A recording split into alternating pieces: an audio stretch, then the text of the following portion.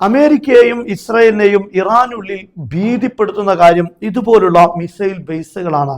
450-ലധികം metre താഴെ പാറക്ക് ഗ്രാനൈറ്റിനുള്ളിലാണ് ഇറാന്റെ ഈ സംവിധാനങ്ങൾ നിലനിൽക്കുന്നത്. ഇപ്പോൾ പുറത്തു വരുന്ന വാർത്ത, ന്യൂയോർക്ക് ടൈംസ് പുറത്തുവിടുന്നത് ഈ ഒരു കാലയളവ്, അതായത് യുദ്ധം അവസാനിപ്പിച്ച് ഈ വെടിനിർത്തൽ കാലയളവ് നന്നായി ഇറാൻ ഉപയോഗപ്പെടുത്തിയിട്ടുണ്ട് എന്നതാണ്.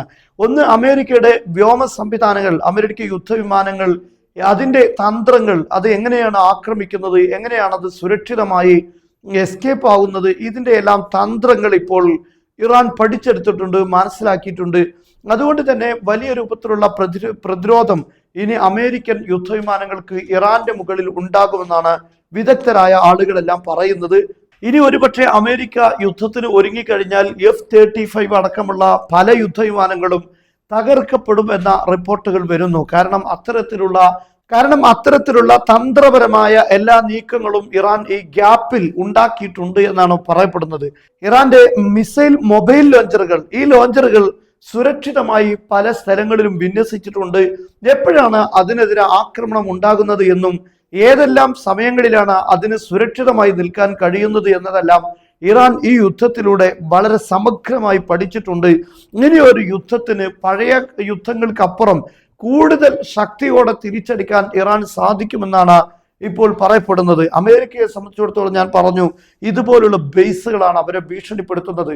സാധാരണ ഒരു രാഷ്ട്രത്തിൽ അമേരിക്കയോ ഇസ്രായേലോ സൈനികപരമായി ഇടപെടുമ്പോൾ അവരുടെ മിസൈൽ സ്റ്റോറേജുകൾ ഇതെല്ലാം തകർക്കുക എന്നതാണ് ആദ്യഘട്ടം. പക്ഷെ ഇറാനിൽ ആ ഒരു കാര്യം നടപ്പിലാകുന്നില്ല, 1% പോലും വിജയിക്കുന്നില്ല എന്നതാണ് യുദ്ധം നീണ്ടുപോകുന്നത്. ഇറാൻ അവരുടെ ആയുധങ്ങൾ അവസാനിക്കുന്നത് വരെ ഉപയോഗിക്കാൻ സാധിക്കുന്നത്. അതുപോലെ അമേരിക്ക ഈ യുദ്ധത്തിന് ഏറ്റവും പ്രധാനപ്പെട്ട കാരണമായി പറയുന്നത് ഇറാന്റെ ആണവ ഫാക്ടറികൾ, ആണവ സംവിധാനങ്ങളാണ്. എന്നാൽ അതും ഇതുപോലുള്ള അമേരിക്കയ്ക്ക് ഒരു 50 അല്ലെങ്കിൽ 100 വർഷം പോലും അവരുടെ ടെക്നോളജികൾ വികസിച്ചുകൊണ്ടിരിക്കുകയാണെങ്കിൽ പോലും തകർക്കാൻ കഴിയാത്ത അത്തരത്തിലുള്ള സംവിധാനങ്ങൾ ഒരുക്കുക എന്നതാണ് ഇറാൻ ചെയ്തുകൊണ്ടിരിക്കുന്നത്.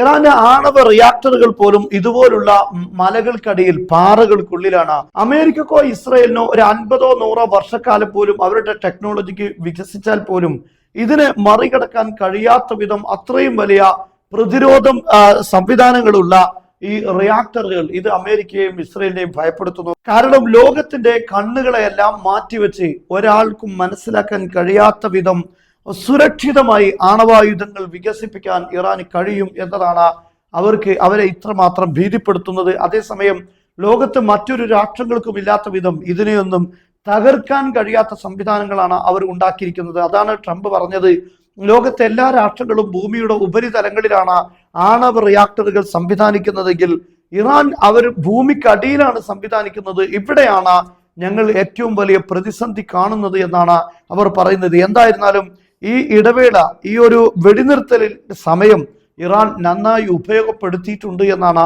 റിപ്പോർട്ടുകൾ വരുന്നത്.